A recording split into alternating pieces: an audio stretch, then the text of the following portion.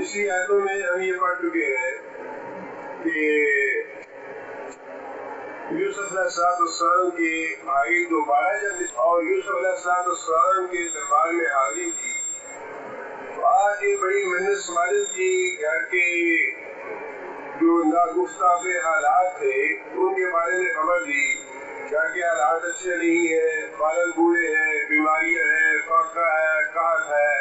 हमारे पास पूंजी भी नहीं है, पैसे नहीं है, आप हम पे मेहरबानी कीजिए और हमें गला दे दीजिए। यूसुफ अलैहिस्सलाम ने जब घर की ये हालत सुनी तो जाहिर है कि बाप से तल्लुक तो बहुत ही ज्यादा था, बल्कि अगली और किसी आयतों से महसूस ही होता है कि जितनी कदर यूसुफ अलैहिस्सलाम को अपनी बाप की थी, उस घर में किसी और दूसरे फर्द को इतना एहतराम और इतनी इज्जत और इतनी कदर याकूब अलैहिस्सलाम की नहीं थी। बहुत रंज पहुंचा यूसुफ अलैहिस्सलाम को भाइयों की ये बातें सुन के। लिहाजा उस वक्त या तो अल्लाह ताला की तरफ से ये हुक्म था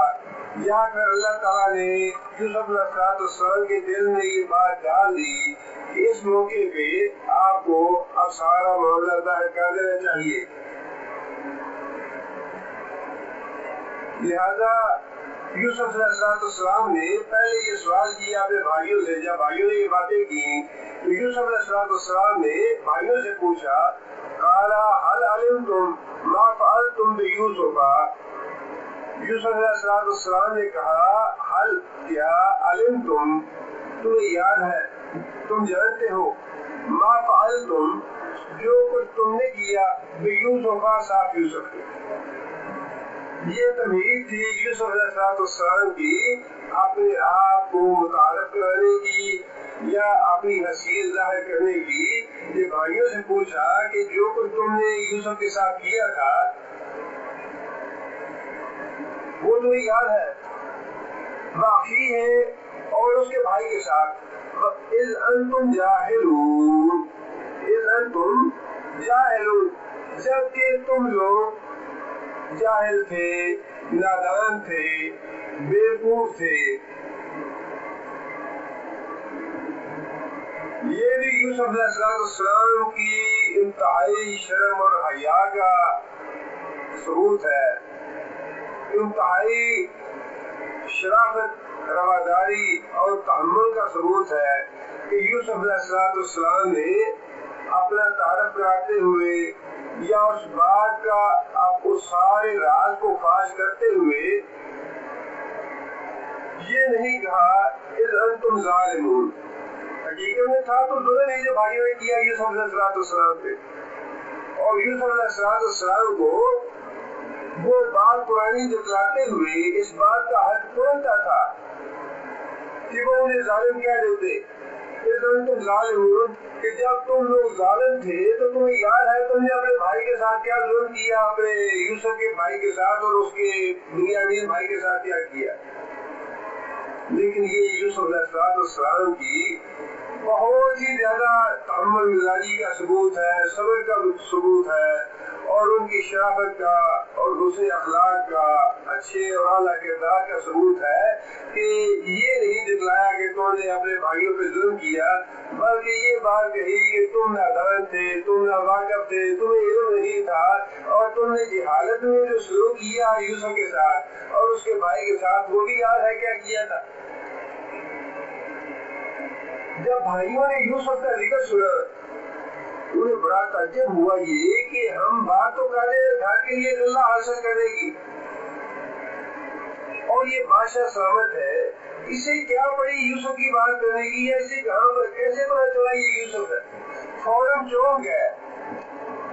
और फौरन दिल में ये बात आई कि कहीं जिस बच्चे को या भाई को हमने कुएं में डाला था क्या ये वो यूसुफ है। बड़ा ताज्जुब हुआ और ताज्जुब से पूछा, कालू, भाइयों ने कहा, यूसुफ, क्या बाकी तू ही यूसुफ है जो यूसुफ के बारे में हमसे पूछ रहा है या उसके भाई का जिक्र कर रहा है कि तुमने उसके साथ क्या किया, यूसुफ के साथ, उसके भाई के साथ, जब तुम नादान थे, नावाकिफ थे या बिल्कुल ही की तुमने, क्या वो वाकया तुम्हें याद है। भाई क्यों गए ये बात सुन के اور فوراً شکایت کیا کہ کہیں ایسا نہ ہو، یہی یوسف کو جو پوچھ رہا ہے ہم سے، تو سوال کیا کہ کیا واقعی آپ ہی یوسف ہے؟ کہا یوسف علیہ السلام نے جواب دیا انا یوسف ہوں، میں ہی یوسف ہوں، وہذا اخی، اور یہ ہے میرا بھائی، قد من اللہ علینا، بڑا سبق ہے یوسف علیہ السلام کے اس کردار میں، قدم قدم پہ، منزل ب منزل، لمحہ بلمحہ یوسف علیہ السلام جو باتیں ارشاد کرواتے ہیں، جو باتیں کہتے ہیں، یہ پھر واقعی ایک نبی کے لائق تو ہو سکتا ہے، عام آدمی کے پاس کی بات نہیں۔ تب من اللہ علینا، تب تحقیق منا، احسان کیا اللہ نے، علینا، اوپر ہمارے۔ جواب میں یوسف علیہ السلام کو کیا کہنا چاہیے تھا؟ کہنا تو یہ چاہیے تھا کہ تم نے مجھے کنویں میں ڈالا، میں اتنی مصیبت میں پڑا، مجھے یہ تکلیف آئی، یہ پریشانی تمہاری وجہ سے آئی، یہ میں دکھ دیکھے، تم نے مجھے یہ تکلیفیں دی، فلاں آزمائش میں تمہیں ڈال دیا، یہ مصیبت تمہاری وجہ سے میرے اوپر آئی۔ یوسف علیہ السلام نے وہ ساری باتیں درگزر کر دی، وہ ساری باتیں درگزر سے نکال دی، اور جو اللہ تعالیٰ کے انعامات تھے، جو اللہ تعالیٰ کے احسانات تھے، ذکر صرف ان کا کیا، من اللہ علیہ، کسی تکلیف کا ذکر نہیں کیا، کسی دکھ کا ذکر نہیں کیا، کسی مصیبت اور پریشانی کی بات نہیں کی جو ان بھائیوں کی وجہ سے آئی تھی۔ بہت ہی اعلیٰ اور عرفہ اخلاق کی بات ہے، بالکل وہی بات ہے جو رسول اللہ صلی اللہ علیہ وسلم کا بڑے حالات اور واقعات ملتے جلتے ہیں یوسف علیہ السلام کے اور رسول اکرم صلی اللہ علیہ وسلم کے۔ نبی صلی اللہ علیہ وسلم پہ یہودیوں نے جادو کیا اور نبی صلی اللہ علیہ وسلم کو بڑی تکلیف اور پریشانی دیکھنی پڑی، اور جادو اتنا سخت تھا کہ جب نبی صلی اللہ علیہ وسلم کو اس کے بارے میں آگاہ کیا گیا اور صحابہ کرام نے اس کنویں کا پانی جا کے دیکھا تو جادو کی وجہ سے وہ پانی سرخ ہو چکا تھا، اتنا شدید جادو تھا، اور پتھر کے نیچے سے وہ گرہیں وغیرہ اور سوئیاں وغیرہ نکالی گئی جن کے ذریعے جادو کیا گیا تھا نبی صلی اللہ علیہ وسلم کو۔ بڑی تکلیف اور بڑا غالب پہنچا نبی صلی اللہ علیہ وسلم کو، بڑی تکلیف ہوئی اس سے نبی صلی اللہ علیہ وسلم کو، اور جب گرہیں وغیرہ کھولی گئی، سوئیاں نکالی گئی، معجزہ تحل پڑے گیا جیسے فرشتوں نے بتایا تھا نبی صلی اللہ علیہ وسلم کو، نبی صلی اللہ علیہ وسلم کو اللہ نے شفا دے دی۔ اب معاملہ تو سارا کھل گیا، سب پتہ چل گیا جادو کرنے والا کون تھا، کرانے والا کون تھا، کس کے ذریعے کیا گیا، وہ مال کیسے حاصل کیے گئے، جو کچھ بھی تھا سب کا نبی صلی اللہ علیہ وسلم کو پتہ چل گیا۔ جب نبی صلی اللہ علیہ وسلم صحت یاب ہو گئے تو حضرت عائشہ رضی اللہ تعالیٰ نے پوچھا یا رسول اللہ، جس آدمی نے آپ پہ جادو کیا تھا آپ اس سے معاوضہ نہیں دیں گے، اس کو سزا نہیں دیں گے؟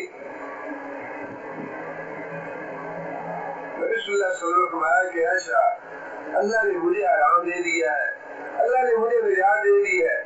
اب مجھے کیا ضرورت ہے کہ میں اس شر کو پھیلاؤں، اس بات کو آگے بڑھاؤں، اس سے انتقام لوں۔ جب اللہ نے مجھ پر فضل کیا، اللہ نے مجھ پر رحم فرمایا، اللہ نے مجھے اس مصیبت سے، پریشانی سے، دکھ سے، تکلیف سے اور غم سے نجات دے دی، تو پھر مجھے کیا پڑی ہے کہ میں اس بات کو آگے بڑھوں، اس سے انتقام لوں اور اس کو سزا دوں۔ معاف کر دیا اس نے۔ بالکل وہی معاملہ یہاں پہ حضرت یوسف علیہ السلام کا ہے کہ جتنی بھی تکلیفیں آئیں بھائیوں کی وجہ سے آئیں، جتنی مصیبت اور پریشانی اٹھانی پڑی آپ بھائیوں کی وجہ سے اٹھانی پڑی، لیکن ایک لفظ تک جتلا نہیں یوسف علیہ السلام نے کہ میں نے یہ سارا ساتھ تمہاری وجہ سے ایسی ایسی تکلیفوں سے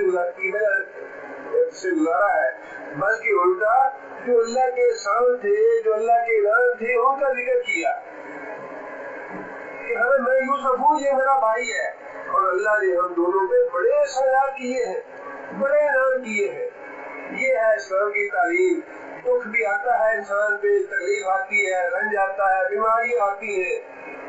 لیکن ایک مومن کا یہ کام نہیں کہ مومن اللہ کی طرف سے آئی ہوئی تکلیف کا گلہ یا شکوہ کرے یا فضا سے کام لے، بلکہ جب اللہ سے دے دے، اللہ احسان دے دے، اللہ روزی دے، اللہ نوکری دے دے، اللہ بیماری یا تکلیف اور رنج دور کر دے، تو اس انسان تکلیف کا، رنج کا، بیماری کا، دکھ کا ذکر تک نہ کرے، اللہ کے احسان کو یاد کرے کہ اللہ نے مجھ پہ احسان کیا، اللہ نے مجھ پہ فضل فرمایا، اللہ نے سارے میرے رنج اور دکھ دور کر دیے۔ اللہ کے احسانات کا ذکر کرنا چاہیے، جو تکلیف آئے، جو بیماری آئے، جو رنج آئے، اس سے انسان کو درگزر کرنا چاہیے۔ جیسے تکلیف ہوئی ہے، جسے دکھ دیا ہے، چاہیے تو یہ کہ اس سے بھی انسان درگزر کرے۔ مسئلہ حسن یہی ہے، انبیاء کا طریقہ، انبیاء کا اخلاق جو ہے وہ یہی ہے کہ جس سے دکھ پہنچا ہے، جس سے رنج پہنچا ہے، اس کا تذکرہ بھی نہ کیا جائے۔ کمن اللہ علینا، اللہ نے واقعی ہم پہ بڑا ہی احسان کیا ہے۔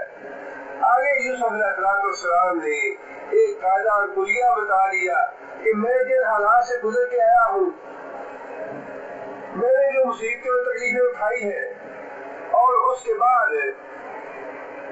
جو اللہ نے مجھ پہ احسان کیا ہے، جس مقام پہ اللہ نے مجھے پہنچا دیا ہے، اس کی بنیاد کیا ہے، اس کا اصول کیا ہے، کن چیزوں کی وجہ سے میں یہاں تک پہنچا ہوں، وہ کون سی باتیں ہیں، وہ یہ ہے۔ یوسف علیہ السلام فرماتے ہیں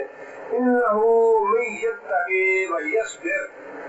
فَإِنَّ اللَّهَ لَا يُضِيعُ أَجْرَ الْمُحْسِنِينَ۔ میں نے اپنی زندگی کا تجربہ، اپنی زندگی کا حاصل، اپنی زندگی کا نچوڑ یہ سمجھا ہے، انہو کہ بے شک وہ شخص من یتقی جو تقوی سے کام لیتا ہے، وَیَصْبِرْ اور صبر سے کام لیتا ہے، فَإِنَّ اللَّهَ لَا يُضِيعُ أَجْرَ الْمُحْسِنِينَ۔ اللہ تعالیٰ ایسے محسن لوگوں کی اجر ضائع نہیں کرتا، اللہ تعالیٰ ان کا اجر ضرور انہیں پہنچاتا ہے، دیر ہو جائے سویر ہو یہ ایک الگ بات ہے، لیکن اللہ تعالیٰ تقوی اختیار کرنے والوں کا، صبر سے کام لینے والوں کا اجر ضائع نہیں کرتا۔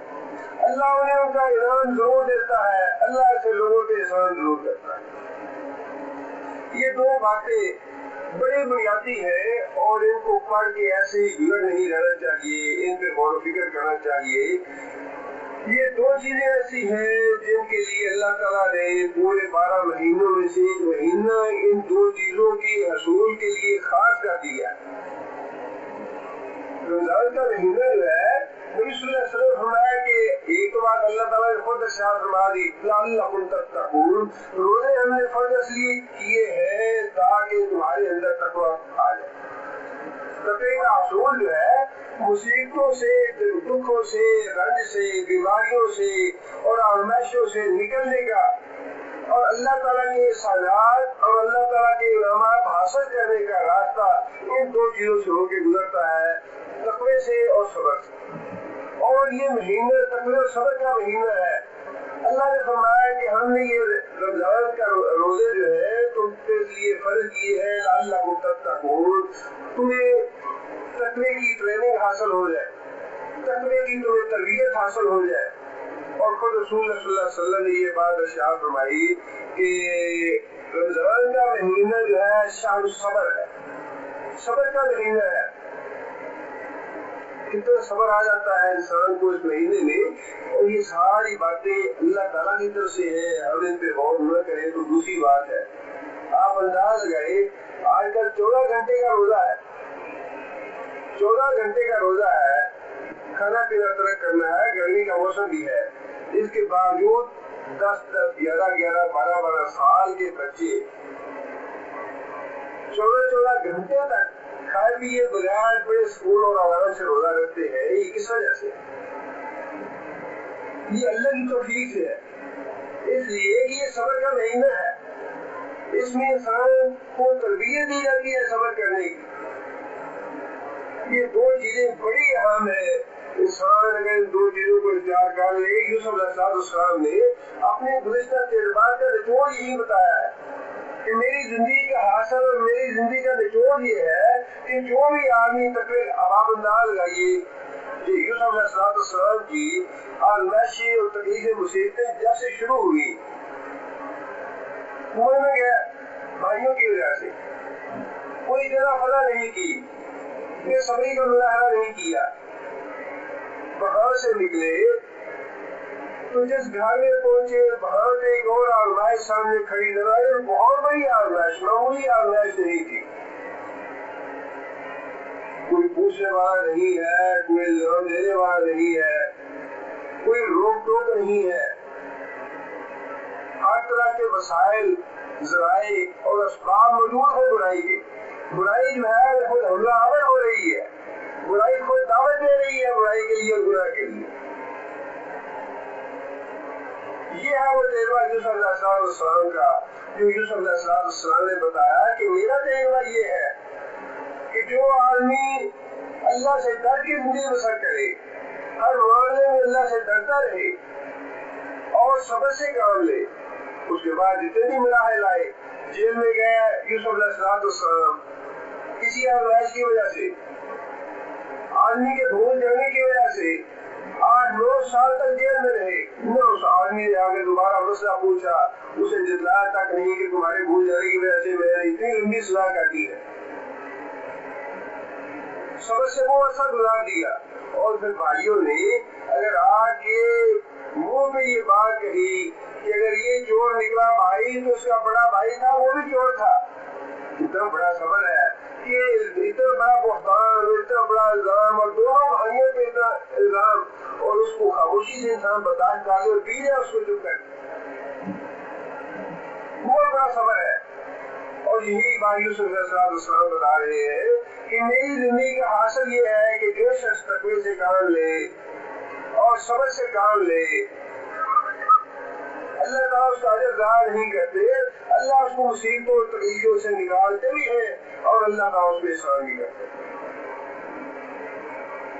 زندگی میں یہ دو چیزیں اگر انسان اپنا لے تو کوئی وجہ نہیں کہ انسان کو راحت اور سکون اور سکھ کی زندگی نہ ملے۔ اور یہ مہینہ تو بڑا غنیمت ہے کہ اللہ تعالیٰ نے پورا ایک مہینہ رکھ دیا اس بات کے لیے کہ لوگوں کی تقوی اور صبر کے اعتبار سے تربیت ہو۔ رسول اللہ صلی اللہ علیہ وسلم نے اسی لیے فرمایا کہ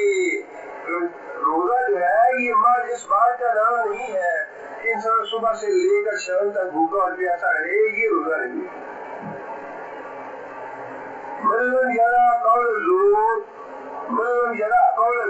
جس آدمی نے جھوٹ بولنا نہ چھوڑا، بل ہمارا نہیں، اور جھوٹ پہ عمل کرنا نہ چھوڑا، لیس للہ حاجۃ ان یدع شرابہ وطعامہ، اللہ کو اس بات کی حاجت نہیں ہے کہ وہ آدمی اپنا کھانا پینا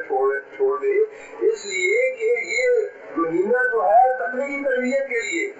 اور تقوی یہی تو ہے کہ انسان کے پیٹ کا اور معدے کا اگر روزہ ہے تو انسان کی آنکھوں کا روزہ بھی ہو، انسان کی زبان کا روزہ بھی ہو، انسان کے کانوں کا روزہ بھی ہو، انسان کے ہاتھوں کا روزہ بھی ہو، انسان کے پاؤں کا روزہ بھی ہو، انسان کے دل اور دماغ کا روزہ بھی ہو، انسان اپنے آپ کو باندھ کے رکھے۔ تقویٰ تو ہے ہی یہ کہ انسان باندھ لے اپنے آپ کو،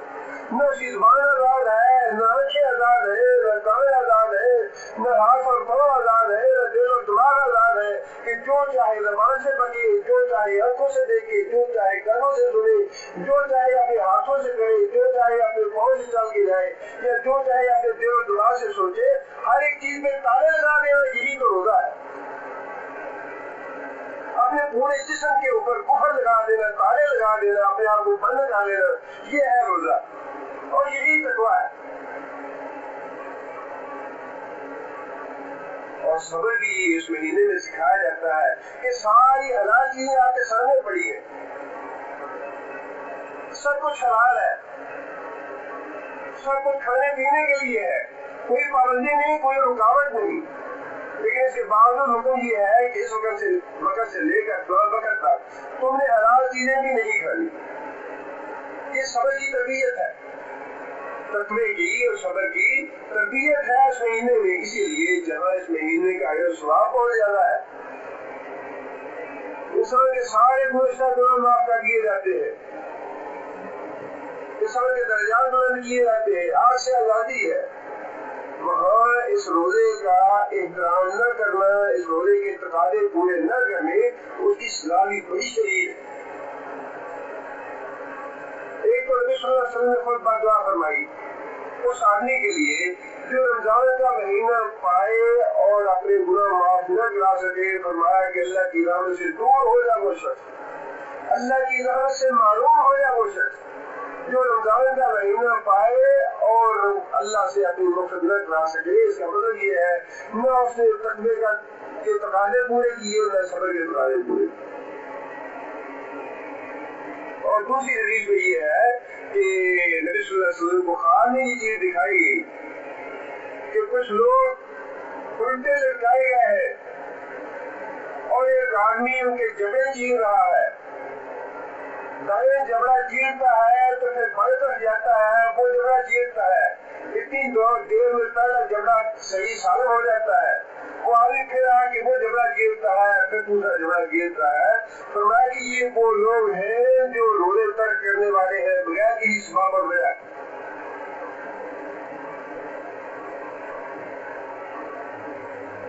اور اللہ کا قانون بڑا سخت ہے، یہ سب کے لیے ہے۔ آج اگر کوئی صدر کی کرسی میں بیٹھا ہے، کوئی وزیر اعلیٰ یا وزیر اعظم کی کرسی میں بیٹھا ہے، تو یہ نہیں ہے کہ وہ تو ہے ہی خاصرت الرافعہ، اونچوں کو ذلیل کرنے والی اور ذلیل لوگوں کو اونچا کرنے والی، اور وہ آ رہی ہے، وہ تو دور نہیں ہے، بڑی قریب ہے۔ وہ آپ نے دیکھا نہیں ہوتا، وہ کہتا ہے نہیں میں تو بیٹھا ہوں، وہ بیٹھا ہوا گر گیا ہے۔ 8 سال جو ظلم کیے اس کے سال تو باقی ہے ابھی، لیکن وہ عقل،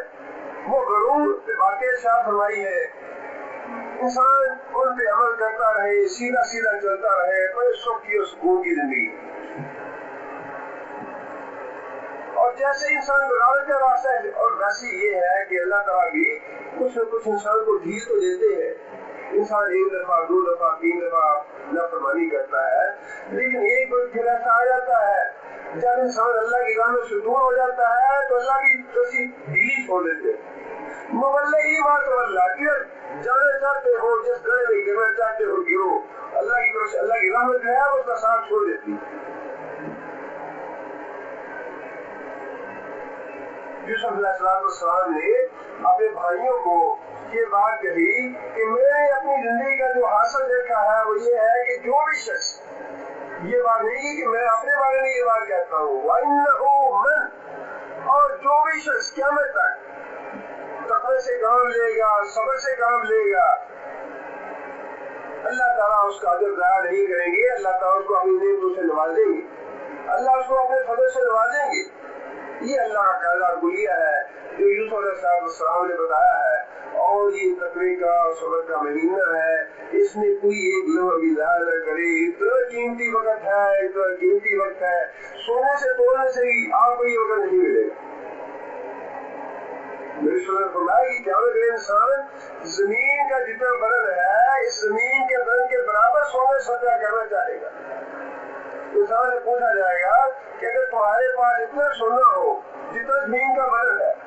زمین کا بدن کوئی نہیں کر سکتا، ہزاروں ٹن، کروڑوں ٹن، اربوں ٹن، کوئی اندازہ نہیں، انسان اتنا سونا بھی خرید کر کے ایک لمحہ اللہ تعالیٰ سے حاصل کرنا چاہے گا، یا اللہ ایک لمحہ مجھے دے دے، ایک لمحہ جس میں مجھے اس بات کی آزادی ہو کہ میں لا الہ الا اللہ کہہ سکوں۔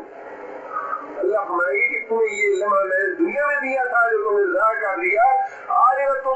سونا بھی فدیہ کرو، صدقہ کرو زمین کے برابر، تو تمہارے لیے وہ لمحہ نہیں ہے۔ آپ اندازہ کریں کہ یہ دنیا کے لمحات جو ہے، خاص طور پہ رمضان کے لمحات کتنے قیمتی ہیں۔ اور میرے سن میں یہ جو فرمایا کہ وہ آدمی اللہ کی رحمت سے دور ہو جائے جو رمضان کا مہینہ پائے اور اپنے گناہ معاف نہ کرا سکے، یہ بالکل ایسے ہے جیسے ایک آدمی سمندر کے کنارے بیٹھا ہو اور پیاس سے مر جائے۔ سمندر کے کنارے بیٹھا ہو اور پیاس سے مر جائے، اور دیکھنے والے یہی کہیں گے کہ لعنت ہو اس آدمی پہ جو سمندر کے کنارے میں بیٹھا اور پھر پیاس سے مر گیا ہے۔ اللہ کی رحمت کا، اللہ کے انعامات کا، اللہ کی برکتوں کا سمندر ہے رمضان کا مہینہ۔ اس سمندر سے جو ایک گھونٹ پانی نہ لے سکے اور جو پیاسا مر جائے، اللہ کی مغفرت حاصل نہ کر سکے، اس سے بڑا بد نصیب اور بڑا بدبخت آدمی کون ہو سکتا ہے دنیا۔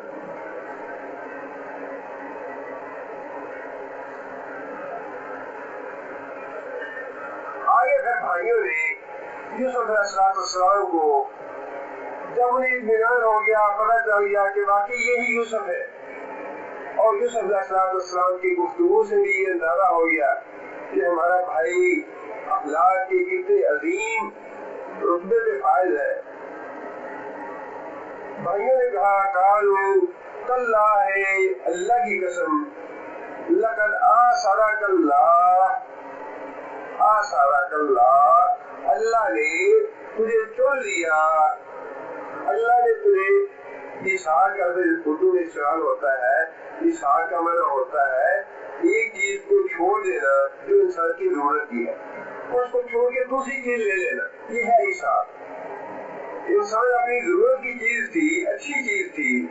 لیکن انسان نے اس کو چھوڑ دیا، اس سے کم درجے کی کوئی دوسری چیز لے لی، ایک چیز کو چھوڑ کے دوسری لے لی۔ بھائیوں نے اس بات کا اقرار کیا کہ اللہ تعالیٰ نے ہمیں چھوڑ دیا، آپ کو قبول کر لیا، آپ کو چھوڑ لیا، آپ کو اللہ تعالیٰ نے فضیلت عطا فرما دی علینا، ہمارے مقابلے میں، وَإِن كُنَّا لَخَاطِئِينَ، وَإِن كُنَّا، اور بے شک ہم ہی خاطئین، خطاکار۔ اب اپنی خطاؤں کا احساس بھی ہو گیا اور اعتراف بھی کر لیا کہ باقی گنہگار تو ہم تھے،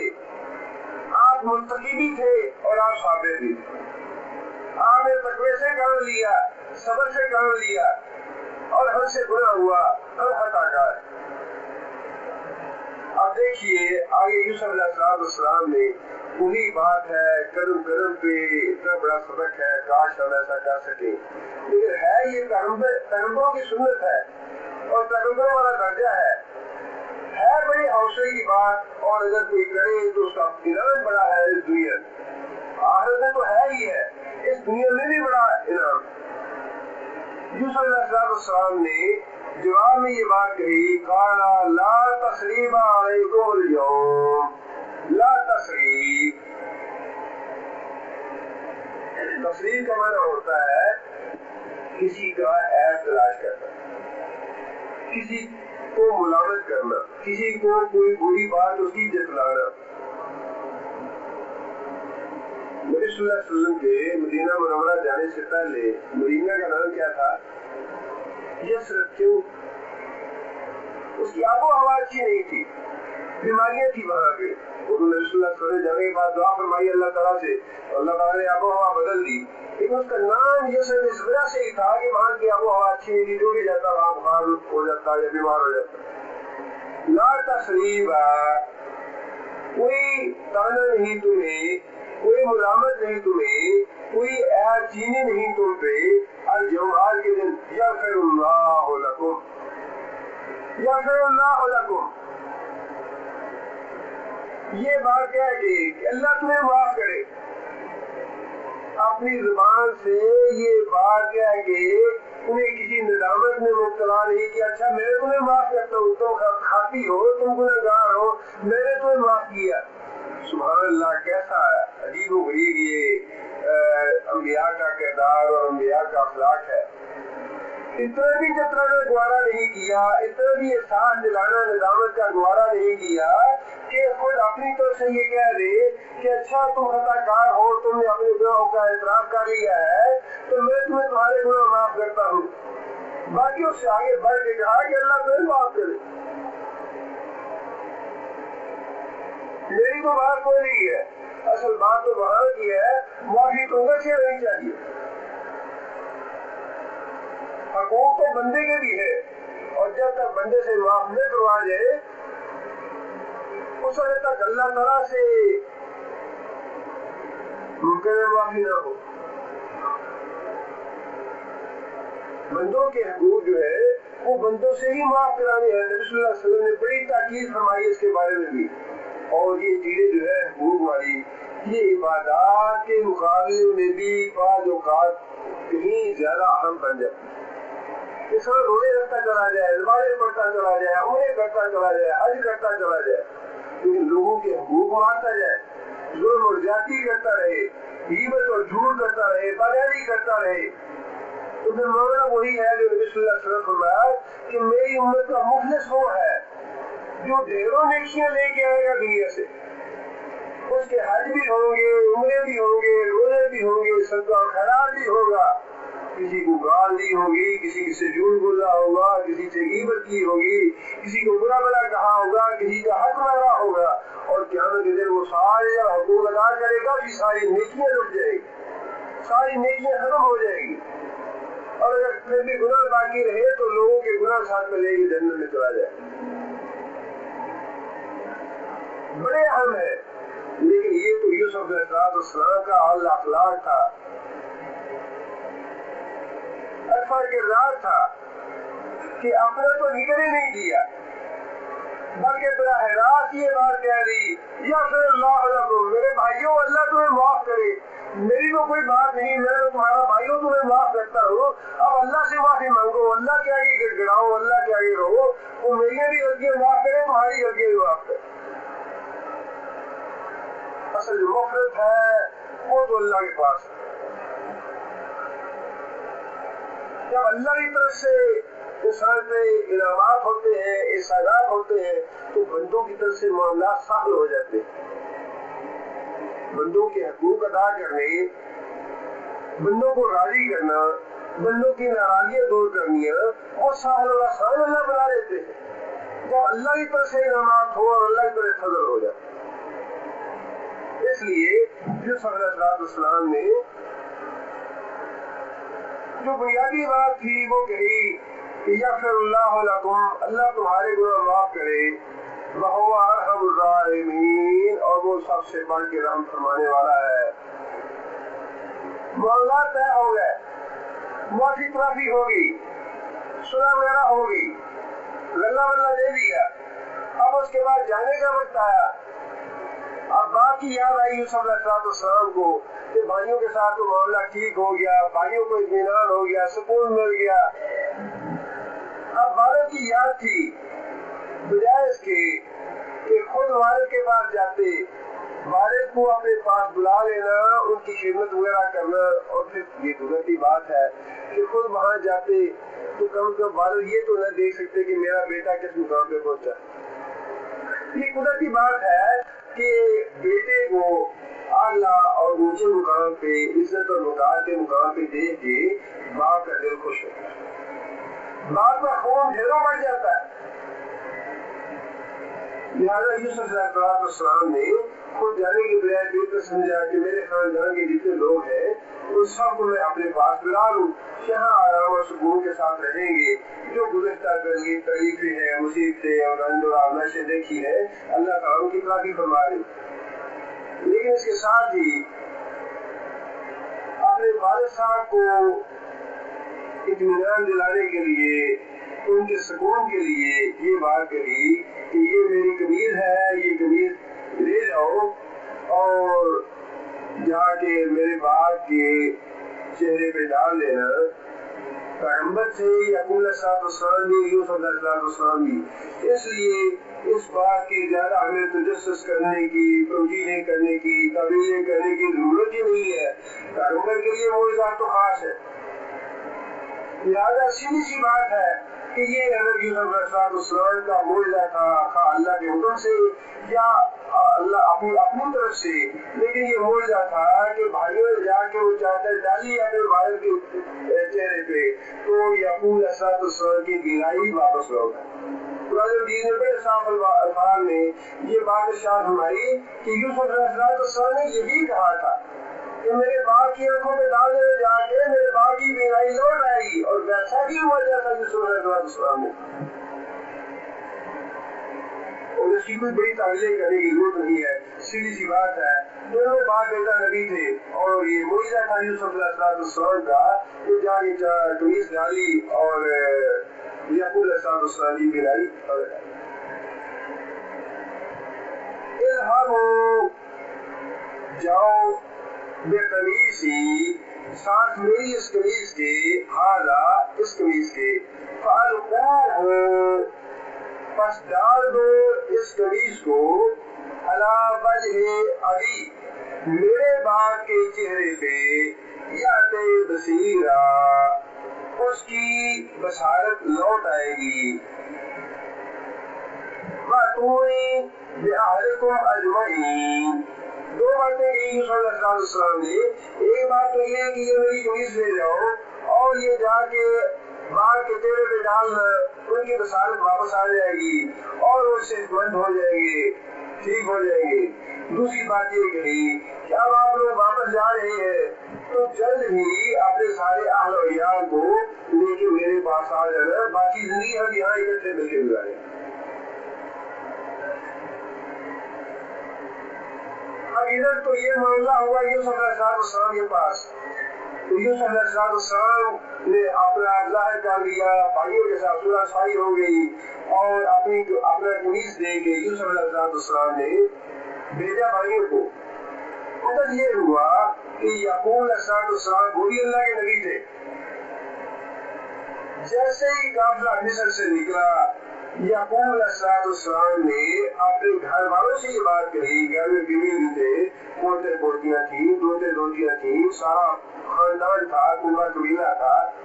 उनसे जिक्र किया याकूब अलैहिस्सलाम ने कि मुझे यूसुफ की खुशबू आ रही है।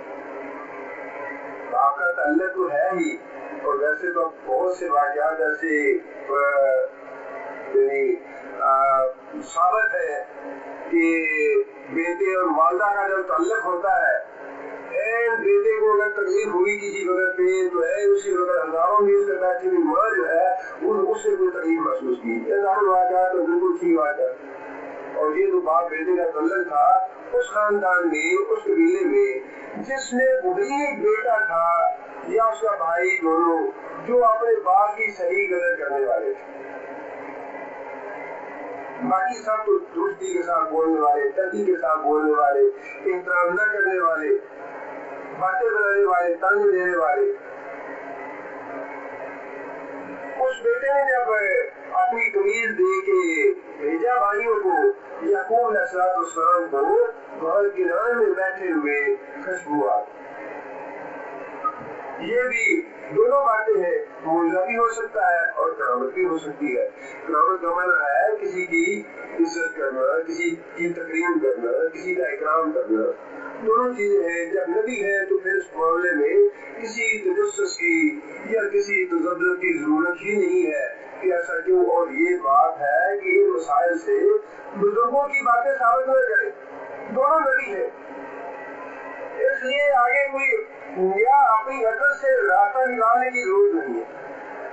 हाँ जी, बुजुर्गों को ये हो जाता है, बुजुर्गों को पता चल जाता है, बुजुर्गों से ये होता है, बुजुर्गों को इनमें गैर होता है, ये इनमें गैर ऐसी बात कुछ नहीं है। अल्लाह जितने बताना चाहे अपने अंबिया को बता देते हैं। जब यूसुफ अलैहिस्सलाम कुएं पड़े थे, याकूब अलैहिस्सलाम को पता नहीं चला था, हालांकि अपने शहर और दौलत हुआ था। और जब अल्लाह ने इल्म देना था, बताना था, जब बात दिल में डाल दी थी, तो अल्लाह ताला ने कई मील दूर बैठे हुए जो यूसुफ अलैहिस्सलाम थे उनकी खुशबू पहुंचा दी। ये अल्लाह ताला के मामलात है, इनसे कोई अपने अकल से असूल या कवानीन या बातें मुसम्मत नहीं करनी चाहिए कि बुजुर्गों के लिए भी ये जायज हो गया। और ये बात भी याद रखनी चाहिए कि इस बात का तो अंबिया के बारे में तो बात पक्की है कि अल्लाह ने फरमा दिया कि वो मेरे नबी थे। अब बुजुर्गों के बारे में जो हम कहते हैं फलां बुजुर्ग है, ये कौन जानता है कि वो वाकई बुजुर्ग है। नबी सल्लल्लाहु अलैहि वसल्लम में तो हज़रत उस्मान बिन मज़ऊन फौत हुए और उनके साथ जो रहने वाली खातून थी उसने ये कह दिया कि अकरमक अल्लाह ने तुझे इज्जत दी। वफात के बाद नबी सल्लल्लाहु अलैहि वसल्लम ने टोक दिया कि तुम्हें कैसे पता चला कि अल्लाह ने उसको इज्जत दी। सहाबी है दोनों, और बज़ाहिर कोई ऐसी बात भी नहीं है, इसके बावजूद रसूल से मना कर दिया कि ये तुम बात क्यों कहती हो, इसलिए कि मामला का इख्तियार तो अल्लाह के पास है, मेरे पास में नहीं है। इसलिए ये जो अंबिया के मामलात है, अंबिया की मौजूदात है या अंबिया की करामतें हैं, इनसे फिर आगे अपनी अकल से अपनी असूल और ज़वाबित वज़ा नहीं करनी चाहिए लोगों के लिए।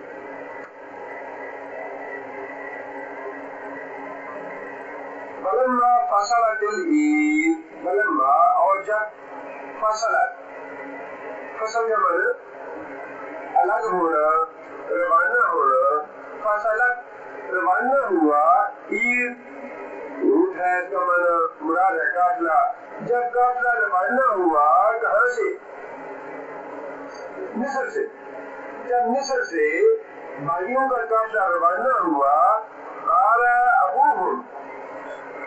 ان کے باپ نے یعنی یعقوب علیہ السلام نے یہ بات کہی، انی بے شک میں لا اجد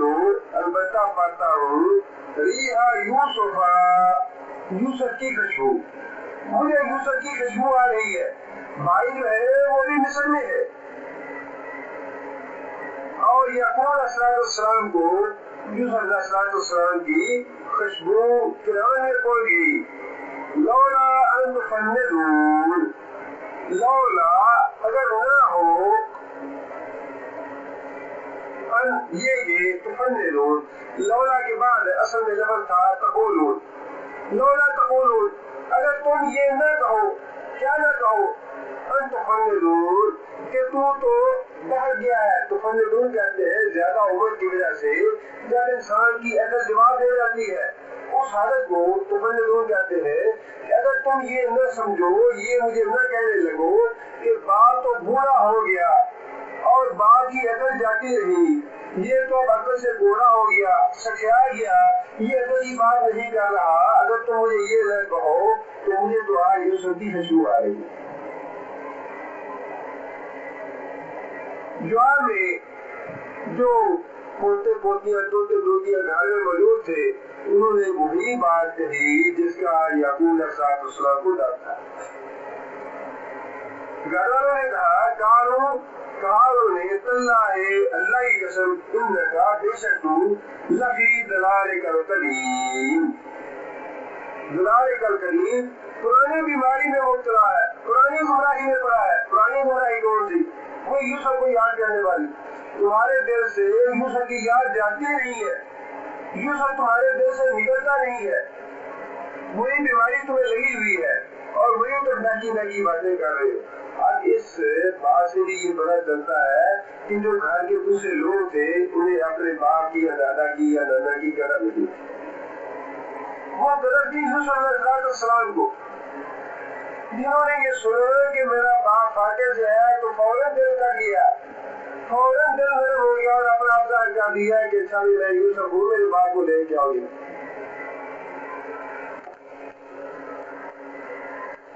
انہوں نے یہ کہا کہ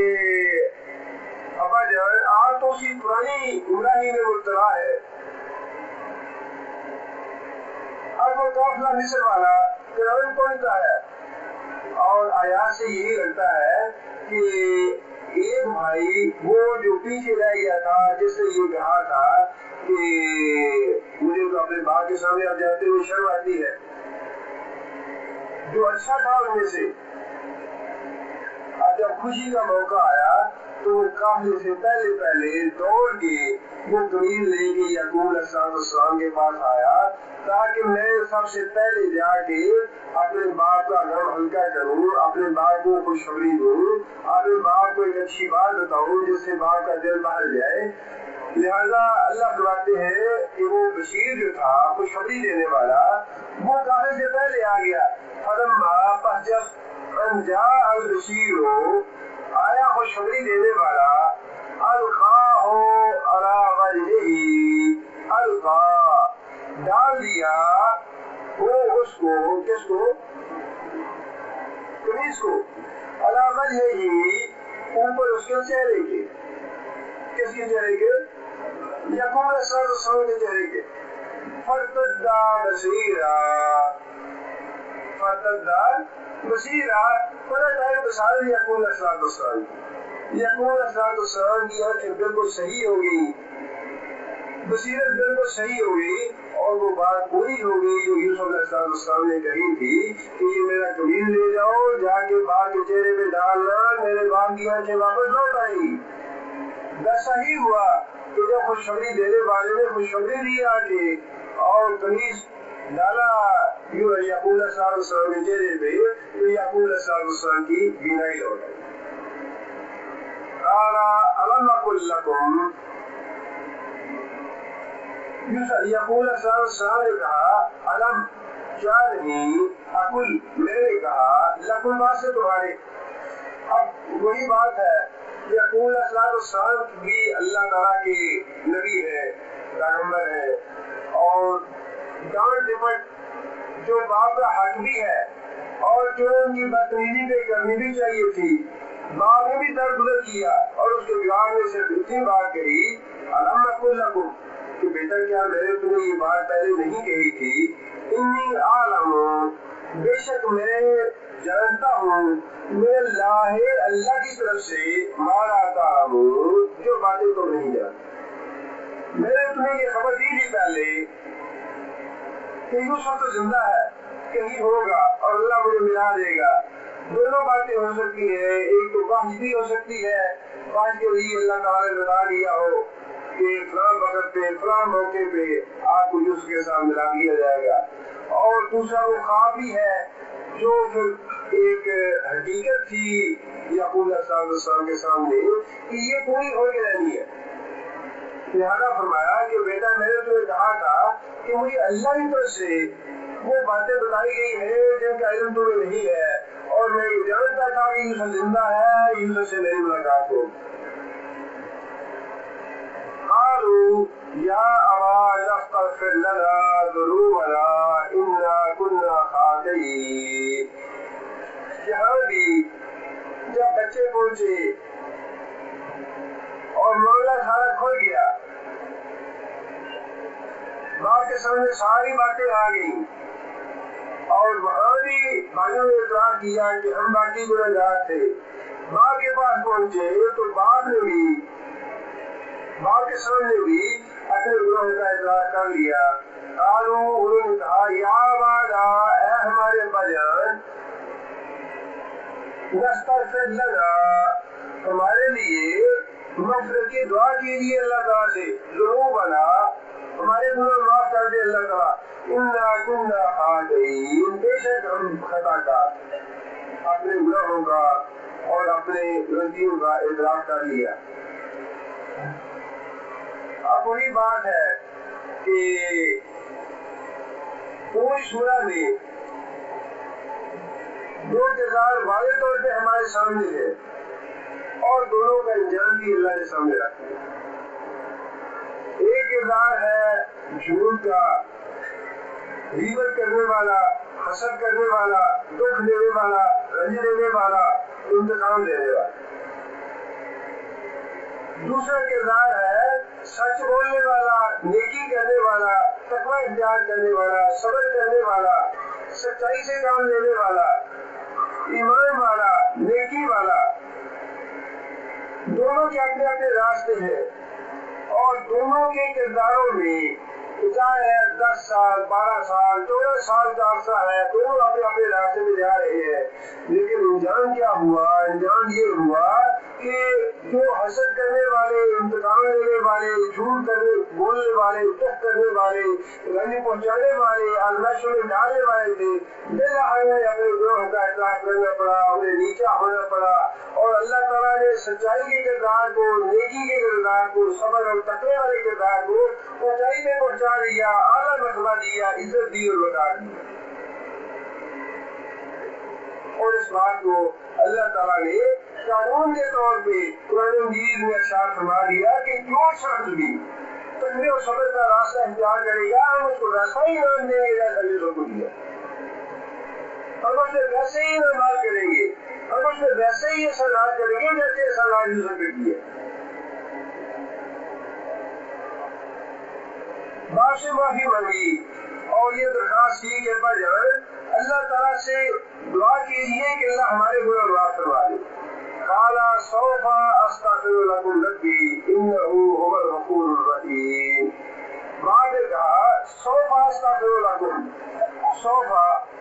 یہ آتا ہے مستقبل کے لیے, مستقبل کے لیے کہ ہاں میں تمہارے لیے دعا کروں گا. وعدہ کر لیا کہ میں آئندہ تمہارے لیے بخشش دعا کروں گا کہ اللہ تمہارے گناہ معاف کروا دے. انه هو الغفور الرحیم, بے شک وہ بخشنے والا ہے, مہربان ہے. مستقبل کی بات اس لیے کی کہ پہلے اس بات کا اطمینان ہو جائے کہ بھائیوں کی آپس کے معاملات تو ٹھیک ہو گئے ہیں، کہیں حقوق و لباس میں کوئی کمی نہ رہ گئی۔ اگر حقوق و لباس کا معاملہ ٹھیک ہے تو پھر اللہ تعالیٰ غفور رحیم ہے، اللہ تعالیٰ سے دعا کریں گے اللہ تعالیٰ ان کے بھی گناہ معاف فرمائے اور ہماری بھی کوتاہی اللہ ان کو معاف کرے۔ اب یہاں بھی سارا معاملہ واضح ہو کے سامنے آ گیا، معافی طلبی ہو گئی، باپ سے معافی مانگ لی، اور جو یوسف علیہ السلام نے پیغام دیا تھا کہ میرے سارے خاندان کو یہاں مصر میں لے آنا، اس کے لیے تیاری ہوئی۔ خاندان کے 70 لوگ یا 80 لوگ جتنے بھی تھے وہ سارے کے سارے کنعان سے چلے مصر پہنچے اور پھر یوسف علیہ السلام کے دربار میں حاضر ہو گئے۔ اللہ فرماتے ہیں فلما دخلوا علی یوسف، فلما پس جب دخلوا وہ داخل ہوئے، وہ پہنچے، وہ حاضر ہوئے علی یوسف، یوسف علیہ السلام کے دربار میں، آوا الیہ آوا ہے، آوا جگہ دی اس نے، الیہ اپنے پاس، آوا ہے اپنے والدین کو، آوا بہن تھا نون گر گیا ہے، آوا ہے اپنے دونوں جو ماں باپ تھے ان کو عزت و احترام کے ساتھ اپنے پاس جگہ دی، وقالا اور کہا ادخلوا مصر ان شاء اللہ آمنین، ادخلوا داخل ہوں گے یا داخل ہو جاؤ مصر میں، شہر میں، ان شاء اللہ آمنین، اگر اللہ نے چاہا تو امن کے ساتھ۔ اللہ کے ساتھ تعلق جو ہے سارے اختیارات ہیں، بادشاہ ہے، ملک مصر ان کے تابع ہے،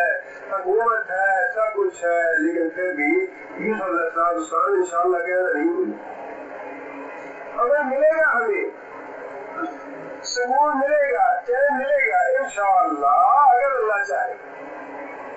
اپنے آپ نہیں جتلایا کہ میں تو بادشاہ ہوں بھائی اور جو چاہو تمہارے لیے ہے، جیسے چاہے رہے، جو کچھ چاہیں گے جو کہیں گے وہ سب ملے گا۔ ایسی کوئی بڑی بات، غرور کی بات، فخر کی بات، تکبر کی بات، یہ پیغمبر کی شان شعار ہے۔ اتنی عاجزی ہونی چاہیے، اتنا اللہ کے آگے انسان کو، جتنا بھی ذلیل ہو جائے انسان اللہ کے آگے، جتنا بھی حقیر بن جائے انسان اللہ کے آگے، جتنے بھی انسان اللہ کے آگے جھک جائے، جتنے بھی انسان انتصاری اختیار کرے، اتنا ہی انسان کا درجہ اونچا ہے اللہ۔ انسان کو اپنے وجود کی مکمل طور پہ نفی کر دینی چاہیے ہر معاملے میں، کہ جو کچھ ہے وہ اللہ کی توفیق سے ہے، اللہ کی مشیت سے ہے، اللہ کے فضل سے ہے، اللہ کی رحمت سے ہے، اللہ کے کرم سے ہے، انسان کا اپنا کچھ نہیں۔ اور کسی طرح جانے کی کیا ضرورت ہے؟ معاملہ جو ہے صرف اللہ کے ساتھ ہے۔ مولا تیرا کرم ہے کہ بات اب تک بنی ہوئی ہے۔ اگر یہ عقیدہ صحیح ہوتا کہ نبی صلی اللہ علیہ وسلم کا کرم ہے یا کسی نبی کا کرم ہے، کسی پیر کا کرم ہے، کسی فقیر کا کرم ہے، کسی فلاں کا احسان ہے، فلاں کا ہے، فلاں کا ہے، تو یعقوب علیہ السلام بھی تو اپنے دادے پردادے کا نام لے سکتے تھے کہ ابراہیم کے فضل سے یا ابراہیم کا کرم ہے کہ بات اب تک بنی ہوئی ہے۔ قرآن میں تو کہیں بھی لمحہ بھر کے لیے بھی کہیں سے ایک لفظ ایسا نہیں ملتا کہ اللہ کی رسی کے علاوہ کسی دوسرے کی طرف رجوع ہی کیا جائے، کسی دوسری کی طرف ہاتھ اٹھا کے دیکھا ہے۔ ابراہیم پہ بڑے احسان ہے، اللہ میں صلی اللہ محمد صلی اللہ تعالیٰ ابراہیم، لیکن ابراہیم کا یہ مقام نہیں ہے کہ یعقوب علیہ السلام یا یوسف علیہ السلام یہ کہے کہ جس طرح دادا پردادا ہے اس کے کرم سے ہماری بات بنی ہے۔ اپنے سارے باپ بھی، دادا بھی، پردادا بھی، سارے کے سارے انبیاء تھے، لیکن بات اللہ کے حضور کی ہے، اللہ سے درخواست کی ہے، اللہ کی مشیت کی بات کی ہے کہ اللہ چاہے گا تو ہوگا، اللہ نہیں چاہے گا تو نہیں ہوگا۔ نبی صلی اللہ علیہ وسلم نے اس آدمی کو توڑ دیا تھا جیسے کہا یا رسول اللہ جو آپ چاہے اور جو اللہ چاہے، میں کیا تم نے اللہ کے برابر کر لیا؟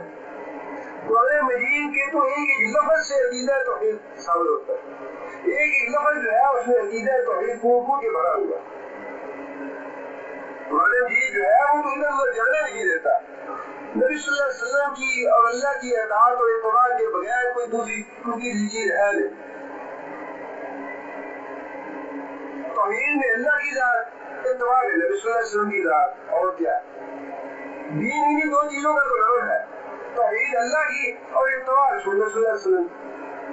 فاتقوا اللہ واطیعون، کرو اللہ سے اطاعت میری کرو، جتنے بھی پیغمبر آئے ان سب کی یہی دعوت تھی، قرآن مجید نے خود بتایا انبیاء نے جا کے یہی کہا فاتقوا اللہ، ڈرو اللہ سے، واطیعون اطاعت میری ہے، توحید اللہ کی اطاعت میری، کسی کوئی چیز نہیں ہے۔ آگے پھر اللہ فرماتے ہیں کہ جب دربار میں پہنچ گیا یوسف علیہ السلام شہر سے باہر نکلے عزت کے ساتھ اور تقریم کے ساتھ، اپنے والد کو اپنے ساتھ لے کے شہر میں داخل ہوئے اور دربار میں پہنچے۔ وہاں جب تشریف فرما ہوئے تو اللہ فرماتے ہیں رفع ابویہ علی العرش، تخت کے اوپر اپنے دونوں ماں باپ کو بٹھا لیا، وخروا لہ سجدا، وخروا لہ سجدا، اور پھر سارے کے سارے یوسف علیہ السلام کے سامنے ادب اور احترام سے جھک گئے۔ خروا لہ سجدا، سجدا کا مطلب وہ اصل میں یہ غلط فہمی اس لیے ہوئی کہ سجدے کی ایک خاص کیفیت جو نماز والی ہے وہ ہمارے ذہن میں فوراً سجدے کا لفظ آتے ہوئے وہ کیفیت آ جاتی ہے کہ سجدے کا معنی تو وہ ہے جو نماز میں سجدہ ہے، حالانکہ سجدے کا معنی عربی کے اعتبار سے بھی اور انگریزی میں بھی جن لوگوں نے صحیح ترجمہ کیا ہے وہ کے لفظ سے ترجمہ کیا ہے کہ سجدے کا معنی وہ ہے جھکنا ہے، جیسا کہ آج بھی بعض اقوام میں یہ رسم پائی جاتی ہے کہ ایسے دل پہ ہاتھ رکھ کے تھوڑا سا احترام کے لیے جھک جاتے ہیں، سامنے لیتے ہیں بعض جھک جاتے ہیں، یہ ویسا ہی سجدہ ہے، جھکنے والا سجدہ، یہ وہ نماز والا سجدہ نہیں ہے جس پہ اتفاق کی ہے پہلی شریعتوں میں جائز نہیں تھا، اب جائز ہے، اور یہ اب جائز نہیں ہے، پہلے جائز تھا، یہ اتنی لمبی تو بات کرنے کی ضرورت کیا ہے؟ جس معنی میں ایسی گنجائش موجود ہے کہ سجدہ جو ہے وہ ایک خاص کیفیت کا نام ہے نماز کے لیے جو اللہ کے رسول نے سکھلائی، لیکن سجدے کا معنی لغت کے اعتبار سے جھکنا ہے۔ اور یہاں اس آیت میں وہی معنی مراد ہے، خروا لہ سجدا کے سارے جھک گئے تعظیم کے ساتھ اور ادب و احترام کے لیے، تسلیم کے لیے۔ وقال، اور کہا یوسف علیہ السلام نے یا ابتی، اے میرے باپ، ھذا تعبیر، یہ ہے تعبیر، یہ ہے حقیقت، رؤیا میری خواب کی، میرے خواب کی، میں قبل جو اس سے پہلے میں نے دیکھی۔ وہ خواب پوری ہوئی، باپ اور ماں دونوں پہنچے اور دونوں کے دل میں اپنے بیٹے کا یہ رتبہ دیکھ کے بڑی خوشی اور مسرت ہوئی، اور بیٹے جو بھائی جو تھے انہوں نے ویسے اپنی غلطیوں کا، اپنی خطاؤں کا اعتراف کر لیا، ان کے دل میں بھی عزت اور احترام پیدا ہو گیا اپنے بھائی کا، اور عزت اور احترام کی وجہ سے انہوں نے جو کہ تسلیم کیا، سلام کیا اپنے بھائی کو۔ اور یوسف علیہ السلام نے اس کو یہ بات یاد دلائی کہ جو مجھے پہلے خواب آیا تھا ابا جان کو یہی خواب ہے کہ آپ سب لوگوں نے میری عزت کی ہے، میرا احترام کیا ہے۔ قد جعل ربی حقا، قد جعلہا ربی، میرے رب نے اس خواب کو سچا کر دیا۔ آگے نے کس کے لیے؟ خواب کے لیے۔ جعلہا، اس خواب کو بنا دیا، کر دیا، ربی میرے رب نے حقا یا سچ، بقد احسن بی، اور تحقیق احسن، اس نے احسان کیا، کس نے؟ اللہ نے۔ اب پھر وہی بات ہے کہ یوسف علیہ السلام نے اس موقع پہ بھی کسی اپنے غم کا، اپنے دکھ کا، اپنے رنج کا ذکر کرنا پسند نہیں فرمایا، بلکہ اللہ تعالیٰ کے احسانات کا بار بار ذکر کر رہے ہیں۔ بھائی جب آئے تو بھائیوں کے آگے بھی یہی بات کہی، من اللہ، اللہ نے ہم پہ احسان کیا, اللہ نے فضل کیا, اللہ نے احترام کیا. جب باپ آ گیا, ماں آ گئی, بھائی آ گئے, تب بھی کچھ اطلاع نہیں ہے, ان کو رلایا دلایا نہیں ہے. ابا جی میرے ساتھ تو یہ ہوا, میں جیل میں گیا, میرے ساتھ مجھے یہ تکلیف پہنچی, مجھے یہ دکھ پہنچا, یوں ہوا یوں ہوا. وہ پرانی کہانی, پرانی راتیں, بیتی ہوئی باتیں وہ ساری بنا دی, اور جو بات کی وہ اللہ کے احسان کی تھی. احسان بھی مجھ پہ احسان کیا اللہ نے. اذ اخرجنی من السجن, اذ اخرجنی من السجن, جیل سے نکلنے کا سبب جو ہے وہ کیا تھا؟ جو بادشاہ کا خواب تھا, غلام کا آنا تھا, غلام کا جا کے جواب دینا تھا, اور پھر آرڈر ایشو کیے ملک صاحب نے یا بادشاہ نے, عزیز نے, کہ اس کو جیل سے نکالا جائے. لیکن ایک پیغمبر کی شان شایان نہیں کہ اللہ کا احسان چھوڑ کے وہ کسی بندے کا احسان کا نام دے. حضرت عائشہ رضی اللہ تعالیٰ پہ بہتان لگا. اللہ تعالیٰ نے حضرت عائشہ رضی اللہ تعالیٰ کی برات میں آیتیں نازل فرما دی. حضرت عائشہ رضی اللہ تعالیٰ کی والدہ نے کہا کہ عائشہ اٹھو, محمد صلی اللہ علیہ وسلم کو آپ کے شکریہ ادا کرو. حضرت عائشہ نے کہا کہ میں کیوں ان کا شکریہ ادا کروں, میں تو شکر ادا کروں گی اللہ کا جس سے میری برات کی ہے. معاملہ محمد صلی اللہ علیہ وسلم کا بھی نہیں ہے, معاملہ تو اللہ کے ساتھ ہے, برات کرنے والی ذات اللہ کی. معاملہ محمد صلی اللہ علیہ وسلم, محمد صلی اللہ علیہ وسلم تو راہنما ہے, لے کے جانے والے ہیں, راستہ بتانے والے ہیں, لیکن محمد نے آج تک یہ نہیں کہا کہ مجھے سجدہ کرو, میرے آگے جھکے رہو. محمد نے لوگوں کو اپنے آگے نہیں جھکایا, اللہ کے آگے جھکایا. محمد نے یہ نہیں کہا کہ میرے ساتھ تعلق رکھو تو کامیاب ہوں گے, میرے ہاتھ سے ہاتھ دو گے تو کامیاب ہوں گے. تعلق اللہ سے جوڑا, رجوع لوگوں کو اللہ کے آگے جھکایا. عائشہ رضی اللہ تعالیٰ کو یہ سکھایا کہ پہلا احسان اللہ کا ہے, کہ اللہ نے تمہیں بری کیا ہے, اللہ کا شکریہ ادا کرو, میرا شکریہ بعد میں ادا کرو. تعلیم تو محمد صلی اللہ علیہ وسلم کی تھی, لیکن تعلیم یہ ہے کہ احسانات کا ذکر جب کیا جائے تو سب سے پہلے اللہ کے احسانات کا اعتراف کیا.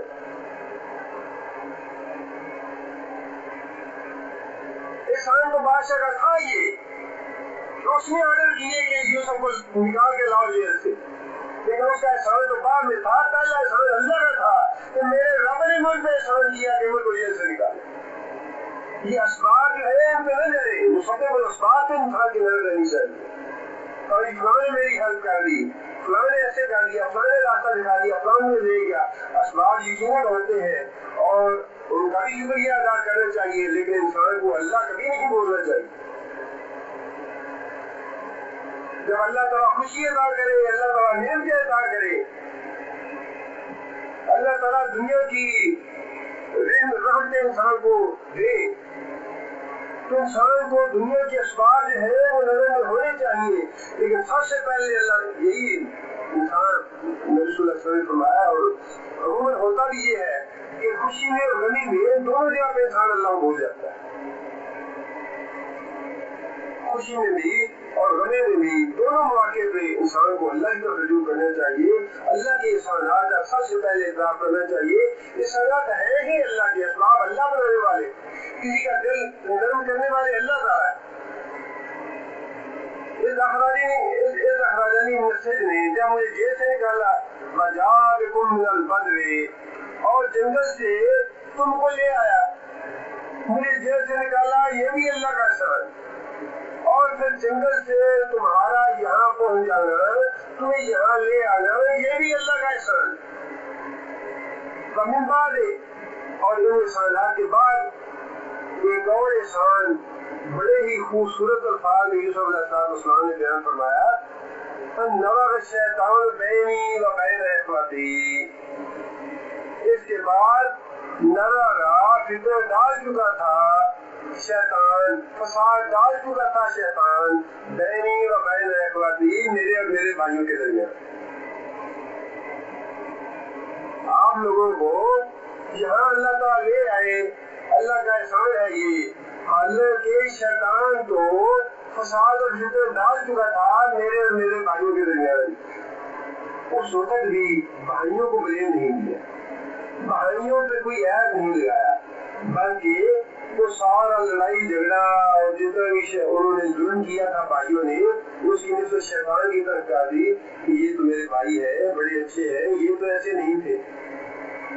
میرے بھائی جو ہے یہ تو ایسے نہیں تھے، یہ تو شیطان نے جھگڑا کروا دیا ہمارے درمیان، یہ فساد تو شیطان نے کروایا، یہ تو میرے بھائی ہے، یہ تو بڑے اچھے لوگ ہیں، یہ تو ایسے نہیں ہو سکتے تھے۔ اللہ نے سمجھ کیا کہ اس فساد کروانے کے باوجود اللہ نے ہم کو ملا دیا اور جنگل سے صحرا سے تم لوگوں کو یہاں میرے پاس لے آیا۔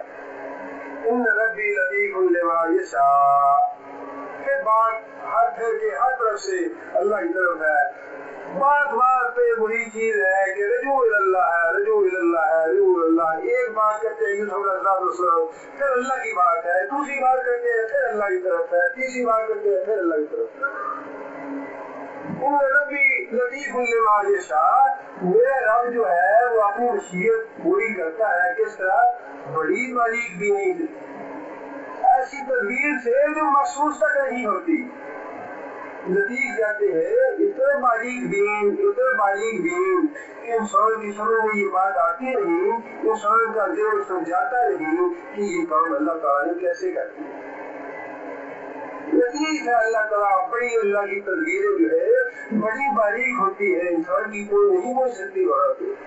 یوسف علیہ السلام نے فرمایا کہ اللہ تعالیٰ کی مشیت جو ہے اس طرح پوری ہوتی ہے، اس طرح پوری ہوتی ہے کہ اللہ کی تدبیر کو کوئی انسان جان نہیں سکتا کہ یہ تدبیر اللہ نے کیسے کی۔ انہ هو العلیم الحکیم، بے شک وہ جاننے والا اور حکمت والا ہے۔ سبحانہ و تعالی کیا مانا ہے کہ شعبان کا چاند دیکھ کے رونے شروع کرو جب چاند نظر آ جائے، اور شوال کا چاند دیکھ کے عید کرو۔ لہٰذا شک جو ہے وہ چاند ہے، جس دن پاکستان کو چاند نظر آ جائے اس سے اگلے دن روزے شروع کر دیے جائیں، جس دن سعودی عرب میں چاند نظر آ جائے اس سے اگلے دن روزے شروع کر دیے جائیں، امریکہ میں، یورپ میں، باقی جتنے بھی ملکوں میں شک چاند ہے جو اللہ کے رسول کا شاہ اس کرنے سے روزہ ٹوٹ جاتا ہے۔ کوئی بھی ایسی چیز جس کا ذائقہ حلق میں پہنچ جائے اس سے روزہ ٹوٹتا ہے، اور اگر حلق میں ذائقہ نہ پہنچے تو پھر روزہ نہیں ٹوٹتا۔ اگر کوئی آنکھوں میں ڈراپس ڈالنا چاہتا ہے اس کا اثر اگر حلق میں پہنچے، یا کوئی ناک میں ڈراپس ڈالنا چاہتا ہے اس کا اثر حلق میں پہنچے تو روزہ ٹوٹے گا،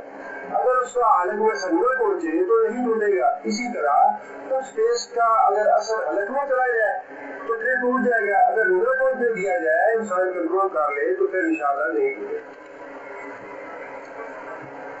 کے بعد انڈیا اور پاکستان میں اجمالی دعا کرتے ہیں، وہ بدعت کہتے ہیں۔ کیا ہم جو درس کے بعد اجمالی دعا کرتے ہیں وہ صحیح ہے؟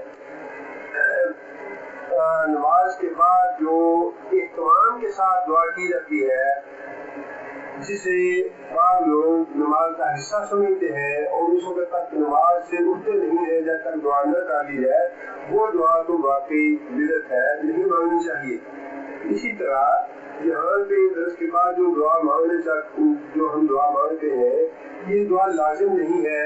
جو صاحب مانگنا چاہیں وہ مانگے، جو نہ مانگنا چاہے وہ نہ مانگے، درس ختم ہونے کے بعد جو کہ جانا چاہے وہ چلے جائے۔ اس میں قطعاً کوئی التزام کی، اہتمام کی، پابندی کی بات نہیں ہے، لہٰذا انشاءاللہ امید یہ ہے کہ اس میں کوئی حرج کی بات نہیں ہے۔ اس لیے کہ وہ حرج اس لیے تب بنتا ہے جب اس کو پابند کیا جائے یا اس کا التزام کیا جائے یا بتایا جائے کہ بھئی جب تک یہ کام نہ ہو جب تک کوئی نہ اٹھے یا نہ جائے۔ کام سے ایک ہفتہ کے لیے جدہ جانے والا ہوں، 3 دن کے بعد کام سے فارغ ہونے کے بعد عمرہ کرنے کا ارادہ ہے۔ عمرہ کے لیے احرام کہاں سے باندھنا چاہیے؟ جدہ سے یا پھر طائف کے قریب جو میقات ہے وہاں سے؟ اس صورتحال میں کام سے فارغ ہونے کے بعد طائف والے یا قریبی جو میقات ہو اس میقات پہ جا کے احرام باندھنا چاہیے اور عمرہ کرنا چاہیے، اور یہ بات ذہن میں رہنی چاہیے کہ مسجد عائشہ جو ہے یہ میقات نہیں ہے۔ یہ روزے کی حالت میں ایک بھائی کا دانت ٹوٹ گیا اور خون بھی نکلا، انہوں نے پوچھا ہے کہ کیا روزہ صحیح ہے؟ خون نکلنے سے روزہ نہیں ٹوٹتا، بلکہ ایک اصول کی بات یا قانون یا قاعدے کی بات یہ ہے کہ جسم سے کوئی چیز خارج ہو تو روزہ نہیں ٹوٹے گا، جسم میں کوئی چیز داخل ہو تو روزہ کی مختصر سے وضاحت کریں۔ میرے خیال میں جو وقت ہم نے مقرر کیا تھا وہ پہلے ہی زیادہ ہو چکا ہے، اگر اس میں کوئی خاص بات ہے وضاحت والی تو وہ بات آپ مجھ سے پوچھ لیں، آگے صفائیوں کا بدل فرض نماز قرآن حکیم دیکھ کر پڑھا جا سکتا ہے۔ فرض نماز میں قرآن حکیم دیکھ کے نماز پڑھنی درست نہیں ہے، البتہ نوافل میں قرآن حکیم سے دیکھ کے تلاوت کی جا سکتی ہے، کیونکہ مسجد میں جو امام صاحب ہے وہ عشاء کی نماز قرآن حکیم سے دیکھ کے پڑھتے ہیں۔ جہاں تک مسجد کی بات ہے وہ تو انشاءاللہ یہی ہے کہ فرائض میں نہیں دیکھ کے پڑھنا چاہیے، البتہ تراویح میں دیکھ کے پڑھنا چاہیے۔ انسان کے لیے ساتھ ساتھ چلتے ہیں، کون سی حدیث میں ہے میں سننا خرید سکتا ہوں، میرے پاس بات کتنی فرض ہے؟ صدقہ اور مصیبت ساتھ ساتھ چلتے ہیں۔ اس وقت مجھے یہ تو یاد نہیں کہ یہ کون سی حدیث ہے، لیکن کتاب الزکوٰۃ تقیم السنہ کی کتاب الزکوٰۃ کے دیباچے میں اس حدیث کا حوالہ دیا ہوا ہے، جو آپ دیکھنا چاہتے ہیں وہاں سے دیکھ لیں۔ زکوٰۃ جو ہے وہ آپ سونا خریدیں یا نہ خریدیں، اس سے زکوٰۃ کا کوئی تعلق نہیں ہے۔ جو آپ کے پاس نقدی ہے اس کے 2.5% کے حساب سے زکوٰۃ ہوگی، یا پھر سونا خرید لیں تاکہ سونے کی قیمت جو ہے وہ جتنی نقدی بنے گی اس پہ 2.5% کے حساب سے زکوٰۃ ہوگی۔ بات ہو رہی ہو تو کیا سنتیں ادا کی جا سکتی ہے؟ جب فرض نماز کھڑی ہو جائے تو پھر کوئی بھی سنت مقتدا یا غیر مقتدا یا نفل ادا نہیں کرنے چاہیے۔ اس کے لیے جب سنت سے یہ بات ثابت ہے کہ فرض پڑھنے کے بعد فجر کے فرض پڑھنے کے بعد سنتیں ادا کی جا سکتی ہے، یا پھر سورج نکلنے کے بعد بھی ثابت ہے رسول اللہ صلی اللہ علیہ وسلم سے نسبت بنائے کہ جس کی سنتیں رہ جائے، سورج طلوع ہو جائے تو پھر اس کے بعد پڑھ لیا جائے، لیکن فرائض ہوتے ہوئے سنتیں ادا کرنا صحیح نہیں ہے۔ لکھا ہے کہ روزے کی حالت میں سانس کے تکلیف کے لیے جو کف لیا جاتا ہے وینٹورنگ والا کا، یا میرے خیال میں اس کے بارے میں کسی نے پوچھا ہے، اس کے بارے میں علماء نے یہی کہا ہے کہ جس طرح ہم ہوا جو ہے وہ لیتے ہیں اور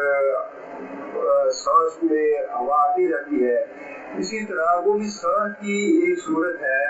جو کہ بیمار آدمی اپنی بیماری کی وجہ سے مجبور ہو جاتا ہے وہ پف لینے کے لیے، لہذا سانس کا پف لینے سے انشاءاللہ امید یہ ہے کہ روزے پہ اثر نہیں پڑتا، اور وہ ویسے بھی ایسی کیفیت ہوتی ہے کہ جس میں انسان اگر نہ لے تو بیماری کے بڑھنے کا یا تکلیف کے بڑھنے کا خدشہ ہوتا ہے، لہذا انشاءاللہ امید یہ ہے کہ اس کے وینٹوجن کے پف لینے سے روزہ خراب نہیں ہو۔ بسم اللہ الحمدللہ رب العالمین الرحمن الرحیم مالک یوم الدین ایاک نعبد و ایاک نستعین اهدنا الصراط المستقیم صراط الذین انعمت علیہم غیر المغضوب علیہم ولا الضالین اللهم صل على محمد وعلى آل محمد كما صليت على إبراهيم وعلى آل إبراهيم إنك حميد مجيد ربنا ظلمنا أنفسنا وإن لم تغفر لنا وترحمنا لنكونن من الخاسرين ربنا آتنا في الدنيا حسنة وفي الآخرة حسنة وقنا عذاب النار